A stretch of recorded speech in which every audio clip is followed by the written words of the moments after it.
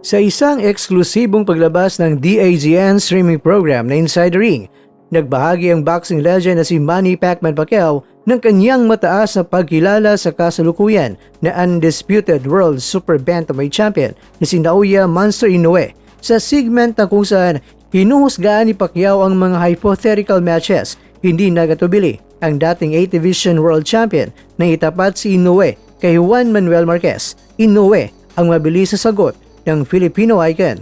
Ayon kay Pacquiao, ang fighting style ni Inoue ang hinahanap niya sa isang boxer. He moves around the ring and knocks people out with counters. Inoue is a good counterpuncher, ani ni Pacquiao na nagpahayag din ng paghanga sa agresibong estilo ng Hapon.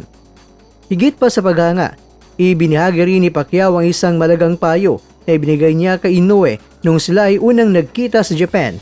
He asked me a lot of questions, but I told him that the most important thing is footwork. If you have good footwork, you can do a lot of things, magbabahagi ni Pacquiao. Binigyang diin ni Pacquiao na hindi niya nagugustuhan o siya ay naiirita sa mga fighters na naghintay lamang ng atake ng kalaban na nagre-resulta sa pagbuo ng mga manunood. Ang dahilan kung bakit niya gustong-gusto ang ginagawa ni Inoue ay hindi naghihintay bagkus talagang umaatake sa kalaban. Para kay Pacquiao, si Inoue ang ideal boxer dahil sa kombinasyon ng talino sa lona at matitinding suntok. Samantala, abala na si Inoue ngayon sa kanyang pagganda para sa laban niya kontra kay Jonto Nakatani sa May 2 sa Tokyo Dome. At ayon kay Chairman Ohashi ng Ohashi Gym, nasa pinakamagandang kondisyon na ngayon itong si Inoue sa kanyang buong karera.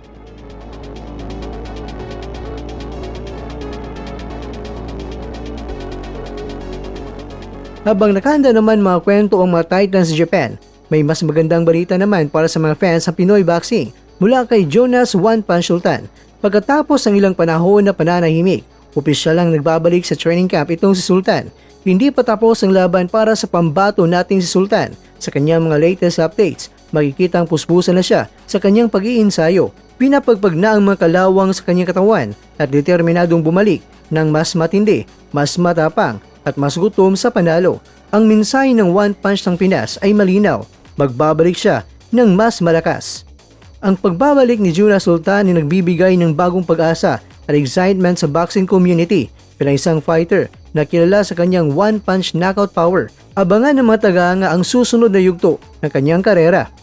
Mga kakwento, sa kabila ng mga hamon, nananatiling buhay ang apoy ng determinasyon ni Sultan sa pagpapatuloy ng kanyang training. May isang malaking tanong ang bumabagabag sa lahat. Sino ang susunod na itutumba ng One Punch? Ang pagbabalik ni Sultan ang patunay na sa mundo ng boxing.